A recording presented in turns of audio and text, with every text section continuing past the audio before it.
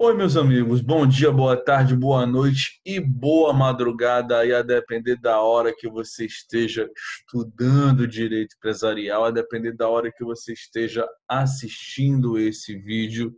Mais uma aula minha, seu professor de direito empresarial, Giovanni Magalhães, para dar sequência à parte da disciplina de direito empresarial 1 que nós estamos estudando, a parte relacionada às funções societárias, né? As funções ali que envolvem aí o dia a dia de uma sociedade, pelo menos naquilo que nos interessa em direito empresarial. Nós já vimos aqui, essa é, se não me falha a memória, isso mesmo, essa é a quarta aula dedicada a essa temática das funções societárias. As três anteriores, nós nos direcionamos ao estudo dos sócios. Essa e pelo menos a próxima, a gente vai olhar aí a questão relacionada aos administradores, né? Ao braço executivo, vamos dizer assim, de uma sociedade. E, cara, se você achou essa aula no YouTube e você não me conhece, o meu nome é Giovanni Magalhães, eu sou professor de Direito Empresarial há quase 15 anos, aí, talvez um pouquinho mais, talvez um pouquinho menos, a depender da época que você assista essa aula. E essa aula está sendo gravada justamente no período em que, no primeiro semestre do ano de 2020, o planeta Terra sofreu uma pandemia global de maneira tal que as aulas presenciais na Universidade de Fortaleza tiveram de ser suspensas e ainda estão suspensas a esse período aqui da gravação dessa aula, 25 de abril de 2020. Então, para dar continuidade aí aos nossos estudos, para dar continuidade aí ao semestre dos nossos alunos, a universidade achou por bem fazer a continuidade do programa do semestre através de aulas remotas, como essas videoaulas, e através de ferramental didático-pedagógico disponível lá no Unifon Online. Enfim, essas aulas elas inicialmente foram pensadas para os meus alunos do semestre 2020.1, mas que, evidentemente, depois de constituída ou criada a videoaula, estou trazendo, então, depois de uso específico aí dos meus alunos, eu estou trazendo isso para o YouTube, para você que de repente quer se preparar melhor para uma prova de direito empresarial, para você que gosta de direito empresarial, quer dar uma relembrada, uma aprofundada, e até mesmo para você que não gosta de direito empresarial, em especial para você, esse canal ele existe para te mostrar que dá para você estudar, dá para você entender direito empresarial estudando de modo facilitado, porém em nível top. Eu estou aqui para isso, tá? Então, você que não é meu aluno, chegou a esse vídeo, se inscreve no canal, dá um joinha aí para fortalecer o canal, para que o YouTube saiba que você gosta desse tipo de conteúdo e ele remeta para você cada vez mais isso, tá? E, cara, usa aí, ó. Não sei se vai estar desse lado, não sei se vai estar desse lado, não sei se vai estar embaixo, não sei, afinal de contas, onde é que você está assistindo isso, se é no notebook, se é no smartphone, tanto faz. Usa a parte de comentários para que você possa tirar dúvidas aqui sobre essa aula, que você possa me dar um feedback acerca desse tipo de conteúdo, se você gosta desse tipo de aula, se você gosta desse tipo de vídeo, para que a gente possa continuar, além de tirar suas dúvidas sobre isso. Tá? Esse canal está recheado de vídeos de direito empresarial, desde aulas como essas, até aulas maiores de 2 horas e pouquinho, também com vídeo dicas ali de minuto ou 2 minutos no máximo, coisa que eu valha, tá? E, cara, se você é meu aluno do semestre 2020.1, então vamos tocar o bonde, né? Afinal de contas, já diria um charameu, o tempo ruge, a Sapucaí é grande, temos um programa de disciplina para cumprir e a gente está andando aqui para isso, tá? Bom, como eu ia dizendo, nos vídeos anteriores, você sabe, a gente estudou, vamos dizer assim, a posição de sócio dentro da sociedade. Nesse vídeo agora, eu quero começar a estudar com você a função de administrador. Bora para a tela? Vem comigo, então, para você me acompanhar aqui nesse estudo. E, cara, logo de cara, eu quero que você perceba o seguinte: o administrador, o gestor, o diretor, presidente, CEO, seja lá qual for o nome que você queira dar, o administrador de uma sociedade, ele exerce uma função executiva, pautada aí pelo exercício do poder gerencial. Nota que o administrador não vai votar em assembleia, o administrador não vai definir nada, ele vai executar a vontade social. Cabe a ele representar a sociedade, defender os interesses da sociedade antes definidos inicialmente pelos sócios. E aí, uma primeira questão importante sobre isso se refere justamente a quem pode ser nomeado administrador da sociedade, né? A quem pode ser nomeado administrador da sociedade. Para isso, meus amigos, nós temos dois princípios importantes aqui, a chamada auto-organicidade e a chamada heteroorganicidade societárias. Vamos entender isso aqui, tá? Até porque, a depender do caso concreto, ora a gente vai aplicar na sociedade a auto-organicidade, ora a gente vai aplicar a heteroorganicidade. Pela auto-organicidade, você deve entender o quê? Que na auto-organicidade, a auto-organicidade é um princípio segundo o qual o órgão societário deve ser ocupado somente por elemento pertencente ao quadro societário. Ou seja, quando a sociedade adota a chamada auto-organicidade, é porque, para você ser nomeado administrador, você precisa antes ser sócio. E nós já vimos em aulas anteriores, você é considerado sócio apenas e tão somente no momento em que você passa a ter pelo menos uma cota ou uma ação em seu nome. Beleza?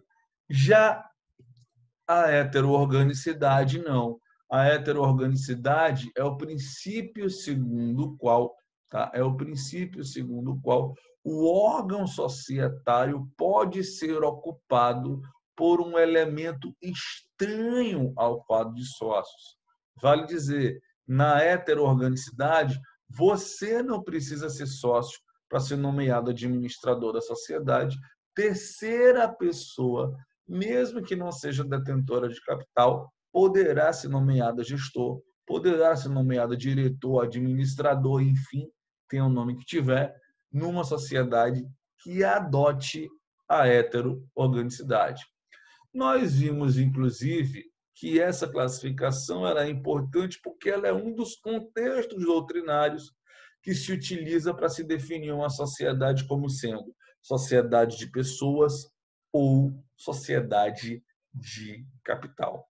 Beleza? Então, relembrados os conceitos, olha aqui comigo que interessante. Para as sociedades que nos interessam, tá? Para as sociedades que nos interessam, eu estou falando aqui tanto da LTDA quanto da SA, nós vamos adotar o princípio da heteroorganicidade. Vale dizer, você não precisa ser sócio para ser nomeado administrador, tanto numa LTDA como também numa SA. Se não, vejamos. Olha só, o artigo 1060 do Código Civil vai dizer para nós o quê? A sociedade limitada é administrada por uma ou mais pessoas, tá? e essas pessoas vão ser designadas no contrato social ou em ato separado, por exemplo, uma ata de assembleia. Veja que a lei não está falando que você precisa ser sócio. A lei diz o quê? Você precisa ser uma pessoa. Sócio ou não é que pouco importa. Compara o artigo 1060, por exemplo, com os artigos 1039 e 1040 do Código Civil da Sociedade em Nome Coletivo. Você vai perceber aí o quê? Que na sociedade em nome coletivo, somente sócios podem administrar uma sociedade e esses sócios devem necessariamente ser pessoas naturais. Aqui não. Aqui foi pessoa, você já pode ser nomeado administrador da sociedade limitada. Há quem defenda na doutrina, inclusive, que é a única sociedade que admite uma pessoa jurídica ser nomeada sua gestora, sua administradora. Na mesma linha, segue o artigo 146 para a lei de SA, quando vai dizer, poderão ser eleitas para membros dos órgãos de administração pessoas naturais, devendo os diretores serem residentes no país. Perceba comigo que a gente pode falar em até 2 órgãos de administração na sociedade anônima. Eu vou ter a diretoria de um lado, eu vou ter o conselho de administração do outro. Bem por isso, cara, a doutrina nos diz que a sociedade anônima é a única sociedade que, através da lei, ela pode vir a adotar o chamado regime dual de administração, porque a lei regulamenta para ela 2 órgãos administrativos independentes e harmônicos, tá? Mas 2 órgãos administrativos que vai tratar aí da administração em diferentes papéis na sociedade anônima. Quais são eles? Bom, a gente vai ter de um lado a diretoria e do outro o conselho de administração. A diretoria, meus amigos, ela é órgão obrigatório, tá? E quando eu quero dizer obrigatório, evidentemente estou dizendo que ela não é facultativo. Vale dizer, você não consegue registrar um estatuto de uma sociedade anônima na junta comercial se você não trouxer dentro do estatuto a estrutura da diretoria. Mais do que órgão obrigatório, ele é um órgão representativo, porque cabe aos diretores representar ativa e passivamente, judicial ou extrajudicialmente, aquela sociedade. Além de órgão obrigatório e órgão representativo, a diretoria ela também é considerada o órgão executivo. Afinal de contas, são os diretores que vão executar a vontade social. De modo, cara, que quando você ouve na prática, por exemplo, os executivos da Sadia, os executivos da Perdigão, você está falando justamente daquelas pessoas que foram assados à condição de diretores, tá? Porque são eles o braço executivo da sociedade, no caso concreto. Veja que a diretoria ela é um órgão colegiado, eu vou ter mais de uma pessoa atuando ali, eu sou obrigado a ter, no mínimo, 2 cargos de diretores. Pode ter mais do que isso? Pode. Agora, eu não posso ter diretoria única dentro de uma SA. Tá? Além da diretoria, a gente tem o conselho de administração. O conselho de administração, meus amigos, é, regra geral, um órgão facultativo. Ou seja, ele não é obrigatório. Ou seja, não dá para a junta comercial dizer, não vou registrar esse estatuto aqui, não, porque está faltando o conselho de administração. Ele é um órgão, regra geral, facultativo. Ele só vai ser obrigatório em 3 hipóteses. Quais? Primeira delas, a sociedade anônima de capital aberto, que era a sociedade que negocia ações na Bolsa, porque o Conselho de Administração é quem vai fazer a ponte da companhia com a Bolsa, repassando para o mercado aí as informações relevantes.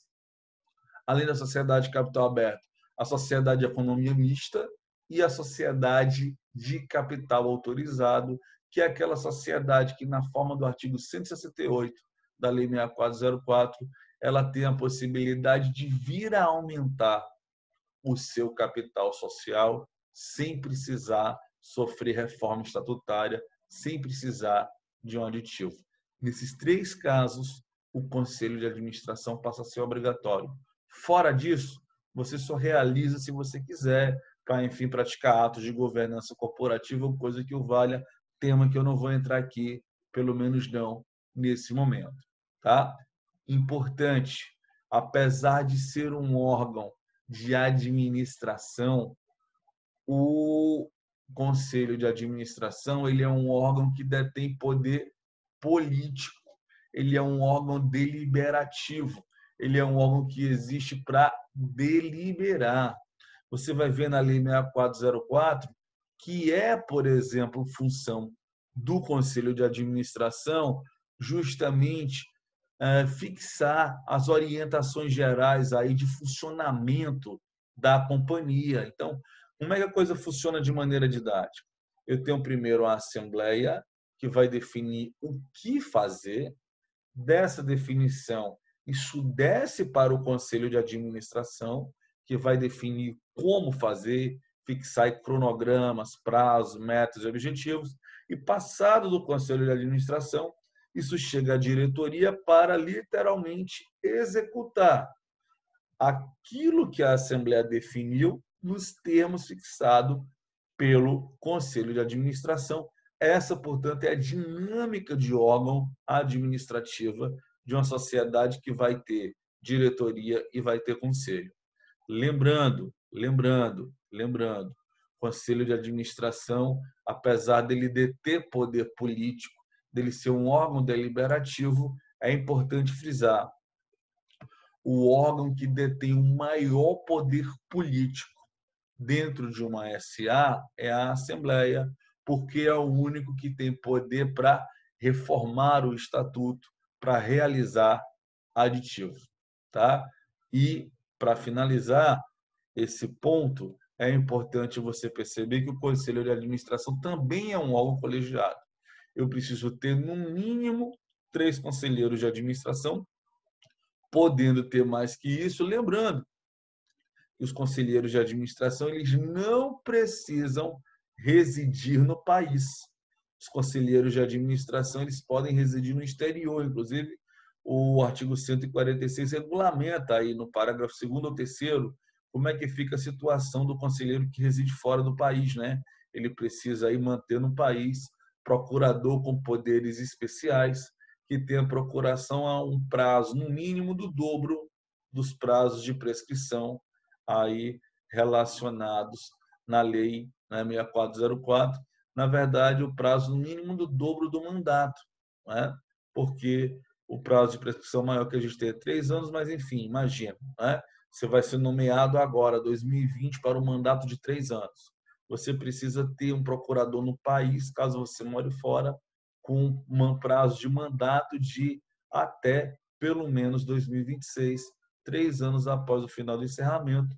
E esse prazo de 3 anos se refere justamente a isso, ao prazo máximo de prescrição que a gente tem regrado na lei, lá no seu final, artigo 287, 288, por aí vai. Tá? Então, repara uma coisa, eu tenho que ter no mínimo 2 membros na diretoria, eu tenho que ter no mínimo 3 membros no conselho de administração, pode ter mais do que isso, menos não. Porém, quero que você saiba que algo, cara. Repare que a Lei 6404, ela admite que você possa acumular a função de conselheiro de administração e de diretor. Para tanto, você precisa respeitar uma determinada taxa, uma determinada proporção. Por quê? 1/3 até, né? Até 1/3 dos membros do Conselho de Administração, eles poderão serem nomeados também diretores. Tá? Ou seja, para que eu possa montar a administração de uma sociedade anônima que vai ter diretoria e conselho, eu vou precisar de, no mínimo, 4 pessoas. Os 3 conselheiros de administração um deles alçado também à diretoria e mais uma quarta pessoa para formar a diretoria com 2 membros no mínimo, tá? Então, se liga nisso. Apesar de serem 2 membros no mínimo na diretoria e serem 3 membros no mínimo no conselho de administração, para eu montar com o mínimo de pessoas possíveis, eu não vou ter 5, eu vou ter 4, porque eu tenho a possibilidade de cumular funções de administração, cumular funções de diretor e de conselheiro de administração. Para tanto, é preciso se respeitar essa taxa de 1/3, até 1/3 no máximo dos membros do conselho de administração, eles poderão serem nomeados também diretores. Beleza? Vamos para a tela. Vamos seguir viagem aqui, então, no nosso estudo. Visto, portanto, aí quem pode ser, outro tema importante é o quê? Tá? Outro tema importante é o quê? A questão relacionada à nomeação e à destituição. Vamos olhar primeiro na LTDA e vamos seguir essa dinâmica. Primeiro LTDA, depois SA, dentro de uma combinação que nós já fizemos, tá? Toda vez que eu estiver falando LTDA, você pode entender mutatis mutandis para as demais sociedades do Código Civil. Segue a mesma linha. SA, aí eu vou ter a mesma linha para comandos de operações, tá? Bom, para LTDA, o que é importante que você perceba?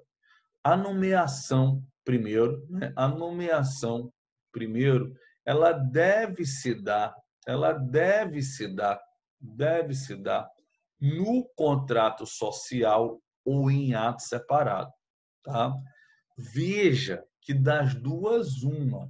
Ou o contrato social ele já vai me dar o nome do administrador da sociedade, ou o contrato social ele vai, por assim dizer, estabelecer o procedimento relacionado à sua escolha. Não tem jeito. Ou dá o nome ou vai dizer como é que escolhe. Qual é o ponto, qual é a questão?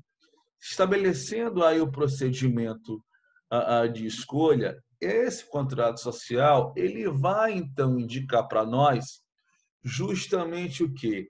A forma de eleger aí o administrador e mais qual o ato que vai servir para identificar, vamos dizer assim, né, para identificar que determinado sujeito foi nomeado administrador naquela determinada sociedade, tá?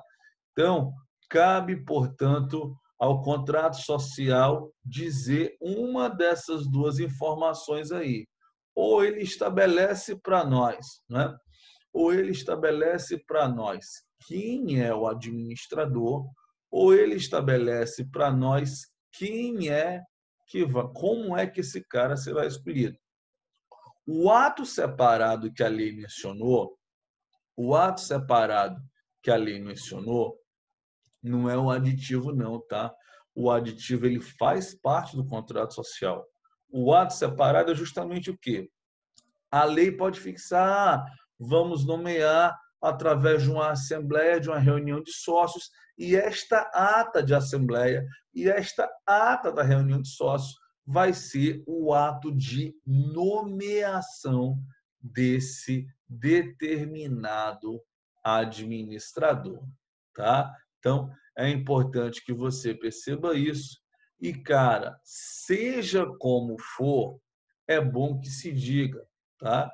Eu vou ter aplicação do princípio do pacta sunt servanda. Aquilo que o contrato define sobre essa temática está definido. Sendo importante você perceber o seguinte, tá? Deve haver ato de nomeação. Precisa haver o ato de nomeação para que você se torne administrador de uma sociedade.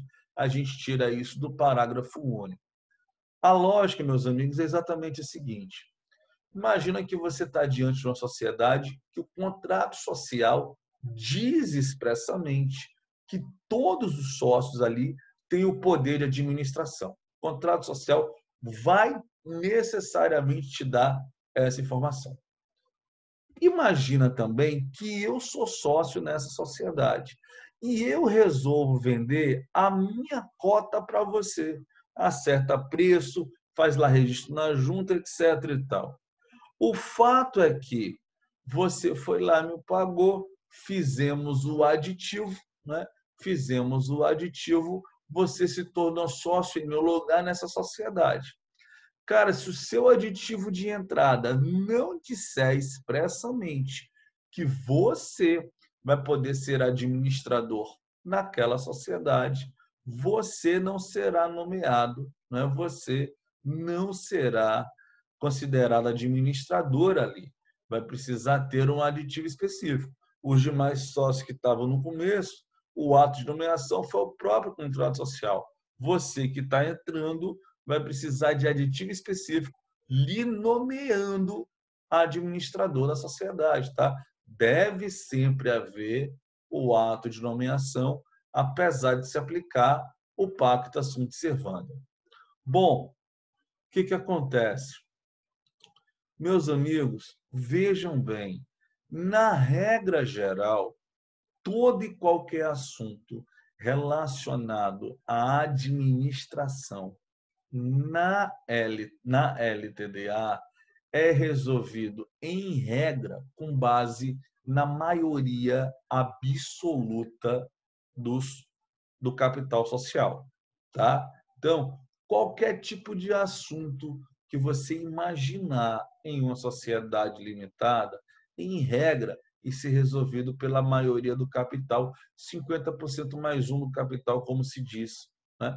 Eu estou falando aqui, por exemplo, da nomeação, da definição do prolabore, da aprovação das contas e coisa que o vale os assuntos ligados à administração, em tese e em regra, são resolvidos à base da maioria absoluta. Bom, você não pode confundir, cara, maioria absoluta, que é o que nos interessa, com maioria simples. Maioria absoluta, já falei, 50% mais um do capital social. A maioria simples é 50% mais um do capital presente, dos votos presentes àquela assembleia ou àquela reunião. Regra geral é a maioria absoluta. Porém, como a gente viu no slide, nós temos duas exceções, duas situações em que a gente vai fugir da maioria absoluta, a gente vai para quórum qualificado. Quais são elas? Veja, a primeira situação é justamente a situação da designação de um administrador não sócio. Vale dizer, nós estamos numa LTDA em que na LTDA se quer fazer uso da heteroorganicidade. O que acontece, cara? Aqui a gente vai ter que ver. O capital social está integralizado ou não está integralizado? Ele já foi efetivamente todo pago ou ainda não? Se ele não estiver integralizado, a gente vai precisar da unanimidade do capital para que a gente possa fazer a nomeação de um terceiro não sócio como executivo, como CEO, como administrador. Se o capital social tiver pago, efetivamente pago, integralizado, o quórum cai da unanimidade, mas também é acima, é qualificado, é acima da maioria absoluta. O quórum vai para 2/3, ali algo em torno de 67%. Tá? Então, primeira situação é justamente essa, a da designação de um administrador não sócio. Outra situação importante, cara, e digna de nota, é essa situação que a gente vai ter aí no artigo 1063, parágrafo 1º, até porque ela foi recentemente alterada, ano passado, 2019, através da Lei de Liberdade Econômica. O que acontece? Nomeado um administrador né, nomeado como administrador um sócio, e essa nomeação ocorrendo dentro do contrato social, para esse cara ser destituído da função, inicialmente falando, o artigo 1063, parágrafo 1º, adotava o quórum qualificado de 2/3. Porém, isso mudou, tá? Com o advento da Lei de Liberdade Econômica, esse quórum ele foi alterado, né? Qual é a lógica que a gente vai ter agora? A lógica que a gente vai ter agora é justamente a seguinte, tá? É justamente a seguinte: a regra geral, esse assunto, né? A exclusão, a destituição de um sócio que foi nomeado administrador no contrato social vai se operar aí por votação de maioria absoluta, mais da metade do capital social, salvo disposição contratual diversa. Tá? Ou seja, em regra, eu preciso da maioria absoluta, mas o contrato social pode dispor de maneira diversa. Aqui, evidentemente, como uma proteção para o sócio minoritário, disposição de maneira diversa significa levar o quórum para o quórum qualificado e não para um quórum menor. Tá? Então, antes a lei dizia era 2/3. Hoje a lei diz a maioria absoluta, salvo o contrário dispor um quórum mais qualificado de maneira diversa, levando para 2/3, para unanimidade, e não podendo reduzir de, no mínimo, a maioria absoluta do capital. Tá? Bom, cara, dito isso, repare, nós temos uma súmula do TST que é extremamente importante do ponto de vista prático de previdência social, ligada a essa questão da administração da sociedade, que é o quê? Como a gente viu, é possível nomear terceiras pessoas para os cargos de gestão, para os cargos de administração. E, cara, se é possível nomear terceira pessoa, se é possível nomear terceira pessoa, nada impede, veja bem, nada impede que você venha nomear para os cargos de administração um empregado. É importante que você aqui não confunda o administrador com o gerente. O administrador é órgão da sociedade, o gerente ele é um empregado da sociedade, ele é um preposto da sociedade, tá? O administrador, como a gente vai ver já já, possivelmente no outro vídeo, a gente paga para o administrador pro labore, para o gerente de salário. Então, são funções distintas. Qual a diferença aqui? O administrador ele não tem hierarquia para com os sócios, para com a sociedade, ele é órgão. O gerente vai ter. Tá? Nós estamos falando de administrador e o que a súmula 269 do TST nos explica? Se você for alçado à condição de executivo, de diretor, CEO, tá? Você, durante todo o tempo desse mandato, perante a Previdência Social, você vai ser tratado como se empregador fosse equiparado a ele.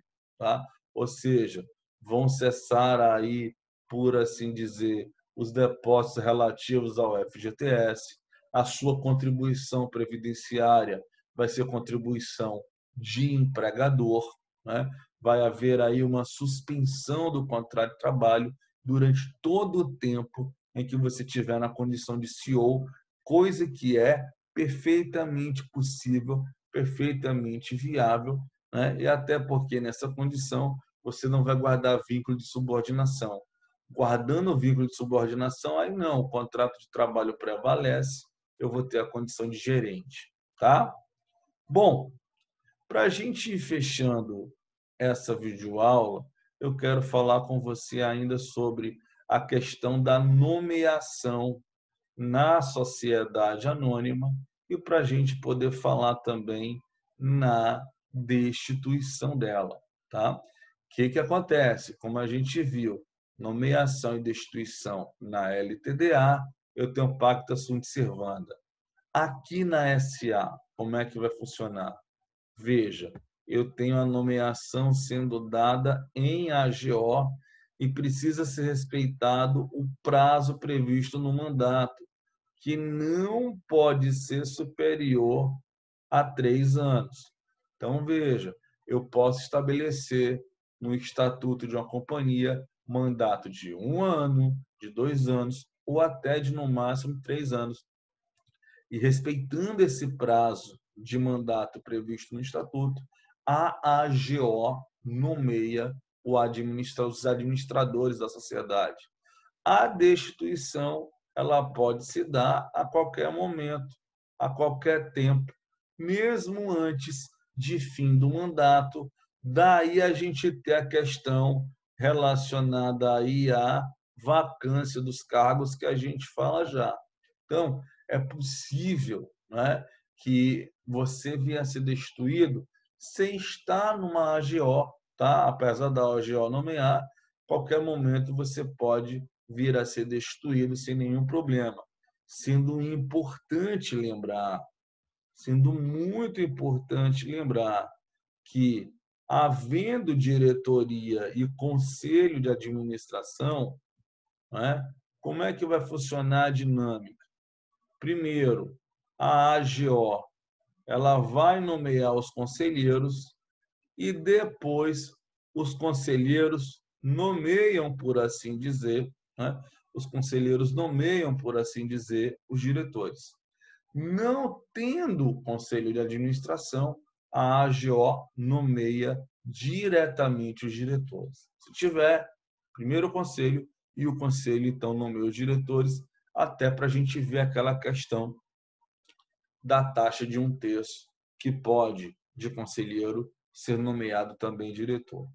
E aí a gente chega, então, no problema, né? Ora, lá na LTDA, esse problema não existe na prática, né? Porque à medida em que eu vou destituir, eu preciso necessariamente nomear o novo administrador, tudo baseado no Pacta Sunt Servanda, diante aí da inexistência de norma expressa.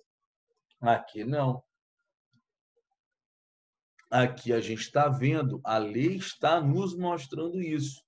É possível você destituir o administrador no meio do mandato, o que vai dar margem para a gente falar na história da vacância dos cargos, que é o que a gente tem no artigo 50 da Lei 6404 de 76. Nesse caso, o que acontece? A gente vai ter aí a eleição de um substituto, né? A eleição de alguém que vai fazer o chamado mandato tampão. O cara vai ser substituto para cumprir aquela função de maneira temporária até a próxima AGO, tá? Destituo agora, nomeio um substituto até a próxima AGO, nesse mandatinho tampão aí. Resultado: substituto eleito pela AGO, ele vai completar o prazo de gestão do substituído. Então, se liga, foi nomeado administrador numa sociedade anônima, 2020, com prazo de mandato até 2023. Imagina que em 2021 eu venho a ser afastado. O que acontece? Nomeio um substituto. O substituto fica até a AGO 2022. Para que a AGO 2022 diga quem vai ser o meu substituto definitivo, que pode ser, inclusive, o tal substituto temporário que assumiu quando eu via ser destituído, ou de algum modo eu vinha dar vacância no cargo. Tá? E aí o substituto, nomeado em 2022, simplesmente cumpre o mandato até 2023. Importante que nesse período de vacância do cargo, os controladores, eles praticarão todos os atos aí urgentes e de administração.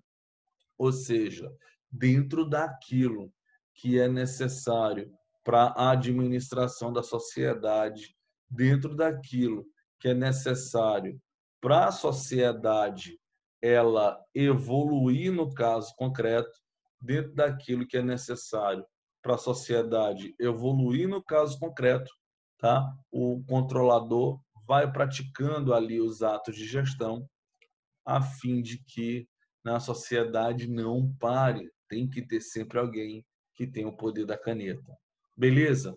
Bom, a gente faz o seguinte, eu vou matar essa videoaula aqui nesse momento e a gente volta então na próxima videoaula examinando outros detalhes relacionados aí à administração da sociedade, tá?